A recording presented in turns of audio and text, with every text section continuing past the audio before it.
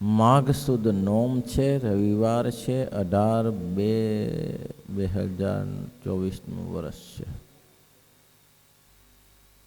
મહારાજે ચિત્તને લય કરીને પ્રાણના લયનું પ્રકરણ અહીંથી પૂરું કરતા એમ કહે છે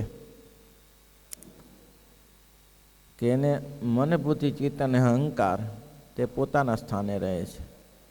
મન ભગવાન સિવાય બીજું ચિંતન ન કરે, ચિત્ત મનન ન કરે, ચિત્ત બીજું ચિંતન ન કરે, બુદ્ધિ બીજો નિશ્ચય ન કરે, અને અહંકાર બીજો અભિમાન ભગવાનનો ભક્ત છું. રામાયણમાં પેલા લખ્યું છે, મેં સેવક રઘુપતિ પતિ મોરે, મેં સેવક રઘુપતિ પતિ મોરે, અસય અભિમાન જાય જનિ બોરે, અસય અભિમાન જાય જનિ બોરે, मैं सेवक रघुपति पति मोरे, मैं सेवक रघुपति पति मोरे. આવું અભિમાન ક્યારે છૂટે નહીં. મન મનન ન કરે, ચિત્ત ચિંતન ન કરે, અને બુદ્ધિ નિર્ણય ન કરે ભગવાન સિવાય, અને અહંકાર ભગવાન સિવાય બીજું પોતાનું અભિમાન ન ધરાવે. આ છે ચિત્તને લય કરીને પ્રાણનો લય. હવે પ્રાણનો લય કરીને પ્રાણના લય કરીને પણ જ્યારે પ્રાણને નિરોધે કરીને તે ચિત્તનો નિરોધ થાય છે. અને જો ચિત્તનો નિર્વાસનિક થઈને ભગવાનની વિશે જોડાય છે તે તો ચિત્તને વિશે કરીને પ્રાણનો નિરોધ થાય છે. માટે જેમ પ્રાણનો નિરોધ થાય છે અને જેમ અષ્ટાંગ યોગ સાધવે કરીને ચિત્તનો નિરોધ થાય છે, તે ભગવાનના સ્વરૂપને વિશે જોડાવે કરીને ચિત્તનો નિરોધ થાય છે. એ બહુ કઠિન છે સાધના ભાઈ, એમાં આપણે જેવા પહોંચી ન વળે. અષ્ટાંગ યોગને સાધવે કરીને ચિત્તનો નિરોધ થાય છે અને ભગવાનના સ્વરૂપને જોડાવે કરીને ચિત્તનો નિરોધ થાય છે. બે વસ્તુ બતાવી. અષ્ટાંગ યોગની સાધનાએ કરીને ચિત્તનો લય થાય છે, અને બીજું ભગવાનને વિશે જોડાવે કરીને ચિત્તનો લય થાય છે. બે પ્રકાર છે, તેમાં તમારે જે ગમતું હોય કરવાનું. અષ્ટાંગ યોગ ઘર સાથે સધાઈ રહ્યો, શું કહે છે? અને ચિત્તનો નિરોધ થયો છે, માટે જે ભગવાનની ચિત્તવૃત્તિ ભગવાનના સ્વરૂપને વિશે જોડાવી તેને અષ્ટાંગ યોગ ઉગર સાથે સધાઈ રહ્યો. આ બહુ સહેલો માર્ગ છે. ભલભલાને આ માર્ગમાં કામ થઈ ગયું છે. આ માર્ગ અટપટો નથી. આ માર્ગમાં સીધું ચલાય એવું છે. ચિત્તના લય કરીને પ્રાણનો લય.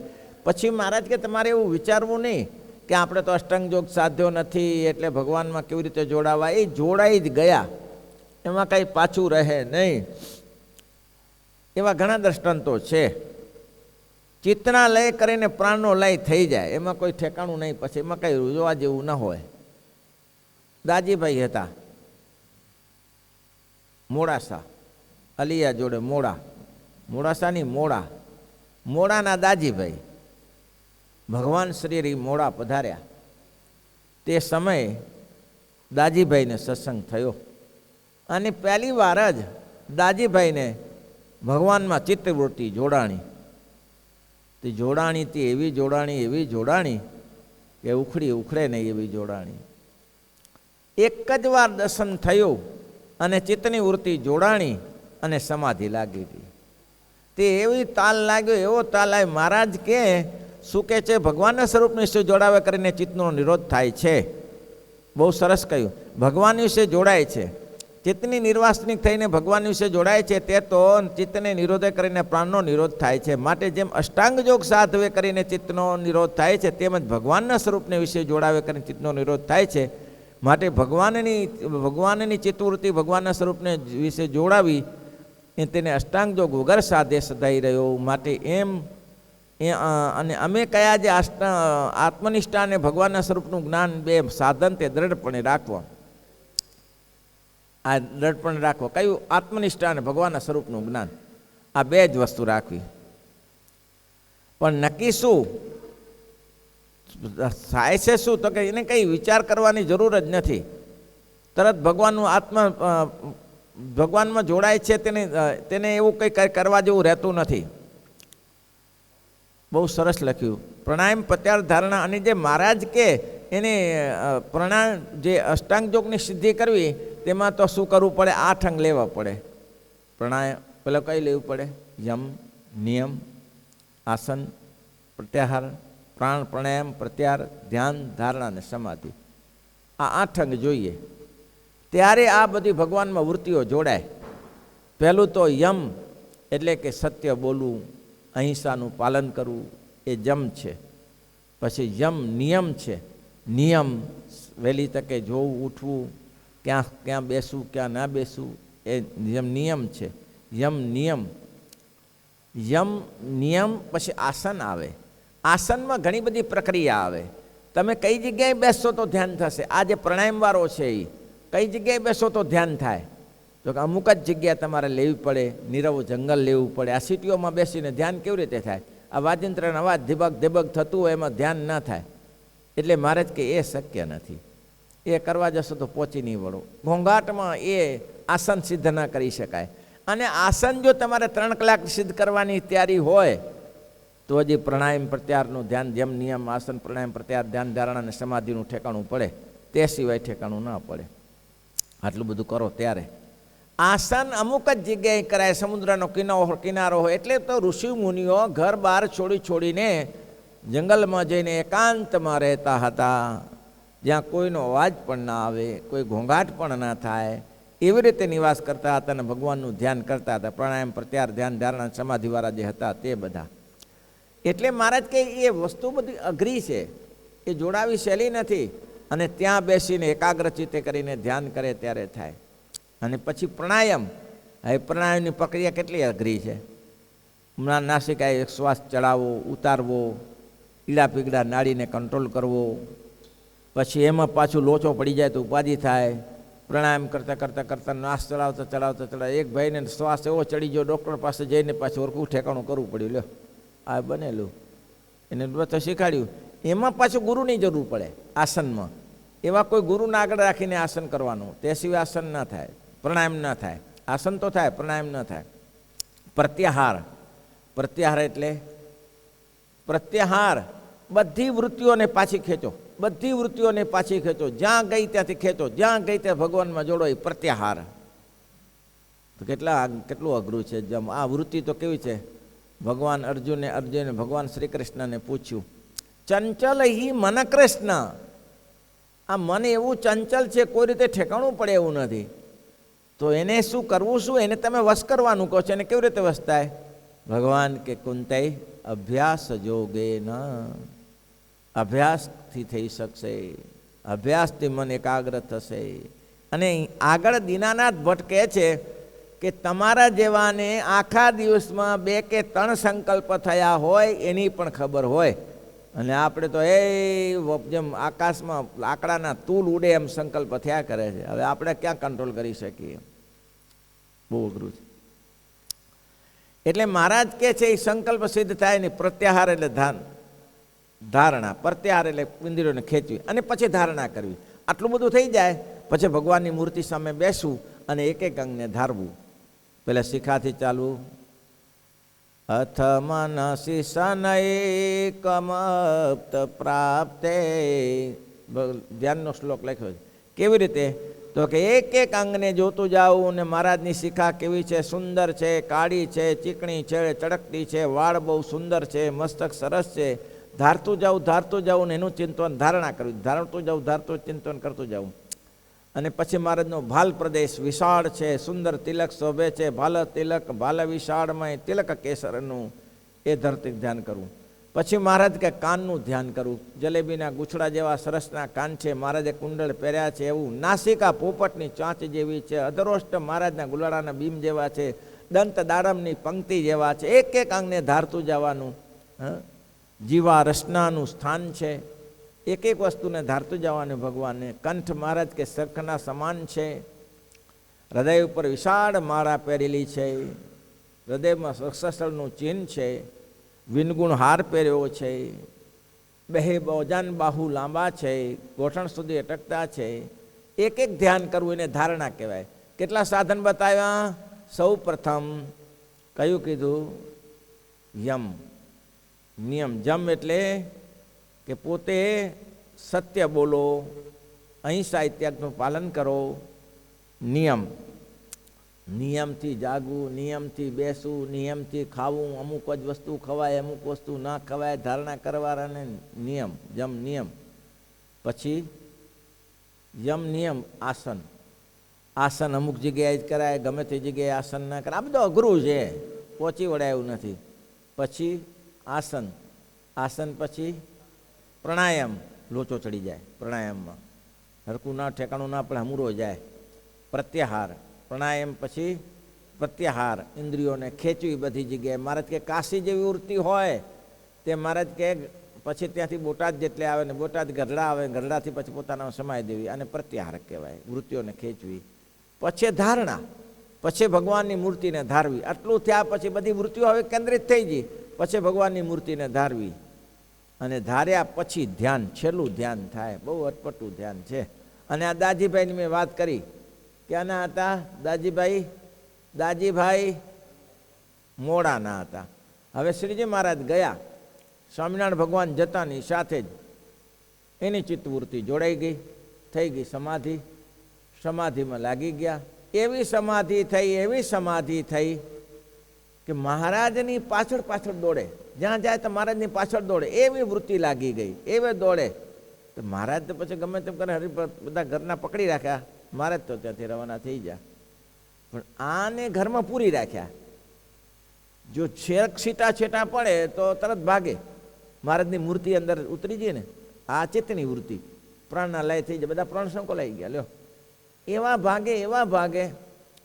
એમ કરતાં કરતાં અઠવાડિયું 10 ક્યાં સુધી ઘરના ધ્યાન રાખે. તો એક વાર ઘર ખોલું રહી ગયું, અને આ ભાઈ ભાગ્યા. ભાગ્યા ભાગ્યા ભાગ્યાથી હવે જબ મહારાજના સમાચાર હતા કે મહારાજે કહ્યું તો હું તો કચ્છમાં જાઉં. હવે એને ખબર કે મહારાજ કચ્છમાં છે. તે એવા ભાગ્યા, એવા ભાગ્યા, તો કોઈ ખબર ના પડી, નીકળી ગયા.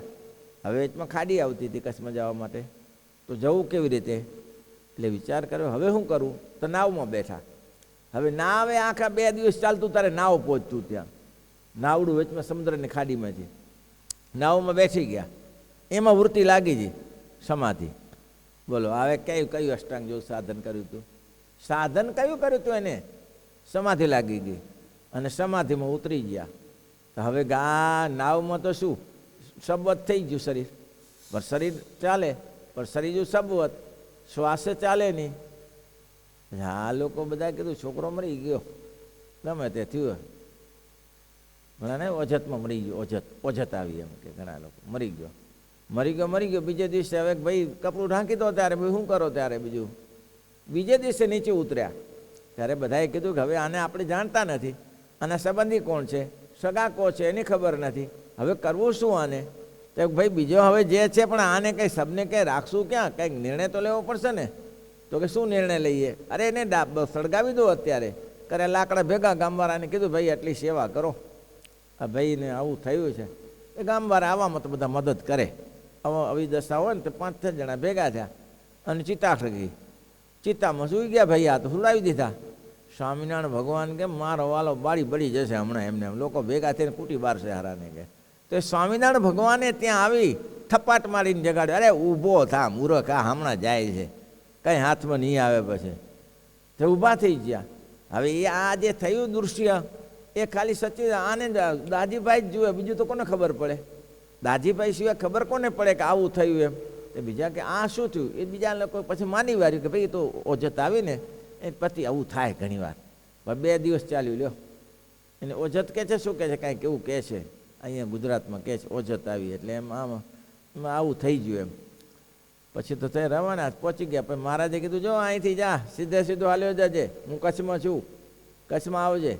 પછી કચ્છમાં ગયા, અને પછી તો બધી ઉપાધિ સમીજી બધાને ઘરના ને ખબર પડી છે કે હવે કાંઈ આ વેત બેસે એવું નથી, મેલોને જ્યાં જીઓ ત્યાં. અને ગ્રસ્તની તો સ્વાર્થ વૃત્તિ હોય ને, ત્યાં અમુક સમય સુધી જ પકડી રાખે. પછી કે મેલોને ભાઈ હવે જ્યાં જીઓ ત્યાં, આપણે રામાયણ કરવાની ક્યાંય નહીં, પાછળ કેટલા દોડીશું? આપણે ઘરમાં પકડી રાખ્યો ઘણા દિવસ, ક્યાં સુધી પકડી રાખીએ એને? પછી તો નીકળી ગયા. પછી મહારાજ જોડે ગયા. થોડા દિવસ પછી સગા સંબંધીએ કહી દીધું કે તમારે જે કરવું એ કરો. શું નામ એનું? સચ્ચિદાનંદ. શું નામ? સચ્ચિદાનંદ, અનન્ય પ્રેમ, ભગવાનને વિશે કેવો પ્રેમ. મહારાજ જ્યાં બેઠા હોય ત્યાં. અને આ સચ્ચિદાનંદ સ્વામીનો પ્રશ્ન છે, વચનામૃતમાં આગળ આવશે કે મહારાજ કોઈ ભક્ત એવા છે કે જેને ભગવાનની મૂર્તિ સિવાય ચાલતું નથી, ભગવાનના દર્શન સિવાય ચાલતું નથી, અને એને ભગવાન કાશી જવાની આજ્ઞા કરે કે બુરાનપુર જવાની, આ કાશી કે બુરાનપુર જ આજ્ઞા કરે, પણ આ મૂર્તિ ભગવાન સિવાય રહી શકતો નથી. અને જો આજ્ઞા લોપે તો આજ્ઞા લોપ થાય છે, નથી જતો તો રહી શકતો નથી. તો એને આજ્ઞા પાડવી કે ના પાડવી, આ સચ્ચિદાનંદ પ્રશ્ન છે. એને આજ્ઞા પાડવી કે પોતા માટે જ પૂછેલો પ્રશ્ન છે. એને આજ્ઞા પાડવી કે પછી જતું કરી દેવું. મહારાજ કે એને આજ્ઞા પાડવી, પણ મહારાજ રહી શકતો નથી, એના સિવાય રહી શકતો નથી, તો શું કરવું? મહારાજ કે આજ્ઞા પાડવી જરૂર. પણ આજ્ઞા પાડવે કરવું શું? અરે સ્વામી તમે સમજતા નથી. જો એ ભક્ત જો ભગવાન સિવાય રહી નહીં શકતો હોય તો ભગવાન એ ભક્ત સિવાય રહી શકતા નથી. અરસપરસ છે. અને જ્યારે ધરમપુર મહારાજ પધાર્યા ત્યારે સચ્ચિદાનંદ સ્વામીને સાથે લઈ ગયા. નહીં, સચ્ચિદાનંદ સ્વામીનો નિયમ કે મહારાજની મણકી ઘોડીને આગળ આગળ ચાલે, સાઈડમાં ચાલે. એટલે મહારાજ ક્યાં કાંટા કાંકરા લાગશે, સીધા ચાલો ને. અને આટલી આસક્તિમાં તકલીફ થાય, ભૂત થવાય. મરીએ ને ત્યારે આટલી મોટી આસક્તિ રાખી ભૂત થાય. ત્યારે સચ્ચિદાનંદ સ્વામી એક જ વસ્તુ કહી કે ભૂત થઈને વળગવાનું તો તમારે જ ને. હા, ભૂત થાય તો ભૂત વળગે, કોને વળગે? વળગવાનું તો તમારે ને. એ તમે કરવા માટે બેઠા છીએ. મહારાજ એની કોઈ ચિંતા નહીં, ભૂત થઈને તમને જ વળગવાનું છે. એને કદાચ અત્યારે વળગે રહેવા દો ને. ધરમપુર ગયા ત્યારે મહારાજ એને સાથે ન લઈ ગયા. સચ્ચિદાનંદ સ્વામીને દાદા ખાતેને કીધું સંભાળજો, મહારાજને કંઈક ચરિત્ર કરવા હોય એમાં જીવને ખબર ના પડે. તો ધરમપુર લીધા વગર ગયા. સચ્ચિદાનંદ સ્વામી મહારાજ મહિનો પર્યાત મહિનો સવા મહિનો તો ધરમપુર આવવું જવું, ત્યાં રોકાવું, ત્યાં ધરમપુરમાં ઉત્સવ કર્યો, ફૂલડોલનો ઉત્સવ કર્યો. પછી વાંસળા ઝાડ ગયા અને ત્યાં એની દીકરી રહેતી હતી, ત્યાં ઉત્સવ કર્યો. ધરમપુરના ફૈબા, ધરમપુરના કુશલકુંભાની ત્યાં ઉત્સવ કર્યો. અને પછી મહારાજને કેટલો ટાઈમ લાગી ગયો એમાં ઉત્સવ કરવામાં? મહિનો 1.5 મહિનો ગયા. અનાજ ખાધું નહીં. દાદા ખાતરે વિનંતી કરી, દાદા ખાતર ત્યાં જ હતા. દાદા ખાતરે કહ્યું કે સ્વામી આવું ના કરો, કાંઈક જમો. હવે જમ્યા વગર તો ના ચાલે. સ્વામી કે હું જમું છું, ચિંતા ન કરતા, હું જમી લઉં છું. તો શું જમી લઉં છું સ્વામી? મહિનો 1.5 મહિનો થયો, આ શરીર ના ટકે, શરીરમાં પણ હું જમું છું, મારી ચિંતા ના કરો તમે. તો કે સ્વામી કે આવું બધું તમે કહો બરાબર, અમે સમજીએ, પણ શરીર ટકાવી રાખવું પડે. સ્વામી કે જુઓ, આજે શ્રીજી મહારાજ બિરંજનો પ્રસાદ લીધો હતો અને હું ભેગો જમ્યો છું. સ્વામી વાત સાચી, તમે બિરંજનો પ્રસાદ લીધો હતો, પણ અમે કેવી રીતે જાણી? કોગળો કરીને બિરંજ કાઢ્યો બારે. લ્યો આ જો છે ને એકતા. ભગવાન જો એના ભક્ત જો ભગવાન સિવાય ન રહી શકે તો ભગવાનના ભક્ત ભગવાન સિવાય કેવી રીતે રહી શકે? કયો ભગવાન કેવી રીતે રહી શકે? એટલે મહારાજે કીધું, બહુ સરસ કહ્યું કે આ બધું કરવા છતાં એવું જ આ સંપ્રદાયમાં છે. મહારાજે પોતે જાણતા હતા બધે. મહારાજે ગોપાલ જોગી પાસે બધું શીખ્યા, બધું શીખેલા જ હતા, પણ ગોપાલ જોગી પાસે બધું શીખ્યા. ધ્યાન ધારણા સમાધિ બધું શીખ્યા. જેમ નિયમ પ્રાણાયામ, આસન પ્રાણાયામ પ્રત્યાહાર, ધ્યાન ધારણા સમાધિ 8 અંગ શીખ્યા. અને સમાધિની સ્થિતિ પોતે સમર્થ હતા. ગોપાલન જોગીને જે ખૂટતો હતો એને પૂરું પાડી દીધું. આ કર્યા પછી શું? તો કે તેજ દેખાય. ત્યારે ગોપાલ જોગીને કહ્યું કે તેજની અંદર બીજું કાંઈ? તો કે ના, બીજું તેજ દેખાય. તો કે એ હજી પાછું રહી ગયું સ્વામી, આપણે એથી આગળ એક થોડું જવા જેવું છે. તો આગળ જઈને શું કરીશું? આવી ગયું બધું, બ્રહ્મરૂપ થઈ ગયા. બ્રહ્મરૂપની અંદર પરબ્રહ્મ નિરખવાના છે. અને ભગવાન એને ગોપાલ જોગીને કરી બતાવ્યું. ગોપાલ જોગી કહ્યું પૂર્ણ કામ, કૃતાર્થ થયો. હવે મારે કંઈ કરવા જેવું નથી. મારે કે બેસી જાઓ, પૂરું થઈ ગયું હતું. બ્રહ્મસ્થિતિને પામી ગયા તો પૂરું થઈ ગયું. ભગવાને તરત એની અગ્નિ સંસ્કાર વિધિ કરીને ત્યારે આ ભગવાન જાણતા હતા, પણ આ સંપ્રદાયમાં આવું ચલાવ્યું ખરું. લોકોને ધારણા કરાવતા હતા, બધું કરાવતા હતા, પણ આમાં જાણ્યું કે આમાં પહોંચી વળાય એવું છે નહીં. હવે આમાં 80 વર્ષના હોય ને સમાધિ થઈ જાય, કંઈક ખાતા પીવા ખાવા, આમાં જમ નિયમનું ઠેકાણું રહે નહીં કંઈ. હવે એવા સામાન્ય રીતે આવતા હોય અને એને પણ મહારાજે સમાધિ કરાવી દે. મેં કીધું કેટલા એવાને સમાધિ કરાવી કે કોઈને કંઈ કલ્પના વગરની સમાધિ કરાવી, એ તો કેવી રીતે બની શકે? એટલે મહારાજ કે એ બધું પ્રકરણ ચાલે એવું નથી. બસ સરસ ચેપ્ટર આખું બહુ સુંદર છે, સમજી શકાય ત્યો. ત્યારે એક વાસના થઈ જાણવી, અને જે પ્રમાણે કરીને ચિત્તનો નિરોધ થાય છે તે તો અષ્ટાંગ યોગે કરીને થાય છે. તે અષ્ટાંગ યોગ તો યમ, નિયમ, આસન, પ્રાણાયામ, પ્રત્યાહાર, ધ્યાન, ધારણા અને સમાધિ, એ જે 8 અંગ તેણે યુક્ત છે. અને અષ્ટાંગ યોગ તે સાધનરૂપ છે, ને તેનું ફળ તે શું? ભગવાનની વિશે નિર્વિકલ્પ સમાધિ. એનું કારણ શું? તો કે નિર્વિકલ્પ સમાધિ. હવે આ નિર્વિકલ્પ અને સવિકલ્પ સમાધિ બે પ્રકારની સમાધિ. નિર્વિકલ્પ એટલે શું? નિર્વિકલ્પ સમાધિ એટલે શું? એટલે શું વિકલ્પ? નિર્વિકલ્પ સમાધિ એટલે ધ્યાન રાખજો, નિર્વિકલ્પ સમાધિ એને કહેવાય એ પોતાની જાતને ના દેખે, સામે ભગવાનને જ દેખે. શું દેખે? કોઈ આવરણ નહીં, પોતાની જાતનું પણ આવરણ નહીં, એકમેક થઈ જાય ભગવાનની મૂર્તિમાં. અને એટલા માટે તો 10મા શ્લોકમાં કહ્યું ને કે મહારાજ કે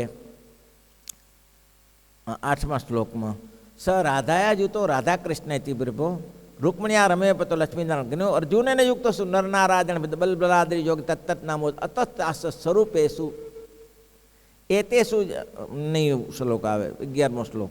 એમાં એવું લખ્યું છે કે ઘણીવાર અતિશય એ ભક્તો ભગવાનની સેવામાં રહે છે, અતિશય પ્રેમે કરીને સેવામાં રહે છે, અને ક્યારેક તો એવું બને છે કે ભગવાનની મૂર્તિમાં લીન રહે છે, એ પણ એનું પોતાનું અસ્તિત્વ દેખાતું નથી. કેમ? અતિશય સ્નેહ કરીને ભગવાનના સ્વરૂપમાં લીન થઈ જાય છે, ત્યારે પોતાનું અસ્તિત્વ દેખાતું નથી. એ મહારાજે 111મા શ્લોકમાં કહ્યું છે. તો એમ મહારાજ કહે છે એ ભક્ત છે એ નિર્વિકલ્પ સમાધિવાળો છે, એ તો કંઈ દેખતું એક ભગવાનની. અને એટલા માટે તો આ સૂત્રો લખ સર્વ ખલુ મિદમ બ્રહ્મ નેહાના નાસ્તિ કિંચન, સર્વ ખલુ મિદમ બ્રહ્મ નેહના નાસ્તિ કિંચન. એક ભગવાન સિવાય કાંઈ છે જ નહીં, ભગવાન છે. એ સૂત્ર એટલા માટે આપ્યું કે સર્વ ખલુ. અને પછી સવિકલ્પ માટે દ્રષ્ટાંત આપ્યું, નિત્યો નિત્યાનમ ચેતનો ચેતનાનમ એકો બહુનમ બૌદ્ધાતિ કામ. એ સવિકલ્પ માટે દ્રષ્ટાંત છે. એક સર્વમ ખલુ મિદમ બ્રહ્મ, એક ભગવાન સિવાય કંઈ છે જ નહીં, એ સવિકલ્પ માટે. અને નિર્વિકલ્પ માટે નિત્યો નિત્યાનમ ચેતનો ચેતનાનમ એકો બહુનમ. અખંડાનંદ સ્વામીએ પંચાળામાં આ પ્રશ્ન પૂછ્યો છે, ખાખરાના વનમાં આ પ્રશ્ન અખંડાનંદ સ્વામી શ્રીજી મહારાજને પૂછ્યો છે કે મહારાજ કેટલા તો એકમાત્ર સ્વરૂપ ભગવાનને જ માને છે, અને એક તો માત્ર પોતે જીવને માને છે ને બે. એટલે મહારાજે એનો અર્થ કર્યો કે બે પ્રકારના પક્ષ છે. સર્વખલમિદમ બ્રહ્મ નેહના નાસ્તિ કિંચન, ભગવાન સિવાય બીજું કાંઈ નથી, એ નિર્વિકલ્પ સ્થિતિવાળો છે. એને ભગવાન સિવાય બીજું કાંઈ દેખાતું નથી, નિર્વિકલ્પ સ્થિતિ. તો સવિકલ્પ સ્થિતિવાળો તો નિત્યો નિત્યાનમ ચેતનો ચેતનાનમ એકો બહુનમ બહુધા કામમ. એ એમ કે છે નિત્ય એવા જે જીવાત્માઓ પણ છે અને નિત્ય એવા પરમાત્મા શાશ્વત છે. આ બે સિદ્ધાંતો નિત્યાનંદ સ્વામી, અખંડાનંદ સ્વામીને શ્રીજી મહારાજે ખાખરાના વનમાં પંચાળામાં પ્રશ્ન પૂછેલા છે. શ્રીપતિમ શ્રી